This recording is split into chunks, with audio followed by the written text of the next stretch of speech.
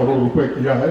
मैं कह सकता हूं कि यह अभूतपूर्व है और इसके कारण नई रेल लाइन हो, इलेक्ट्रिफिकेशन हो, रेलवे ट्रैक की डबलिंग हो, ट्रिपलिंग हो, इसमें बड़ी मात्रा में बढ़ोतरी हुई। मैं कह सकता हूं कि पिछले एक वर्ष में 23-24 में 5,309 किलोमीटर भारतीय रेल ने नए रेल ट्रैक बनाए हैं।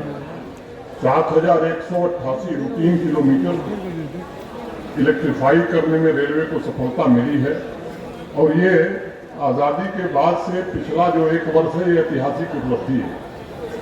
इसके विस्तार को अगर समझना है तो मैं इसे इस तरह से कहूँगा कि स्विट्जरलैंड और ऑस्ट्रिया जैसे देशों में रेलवे ट्रैक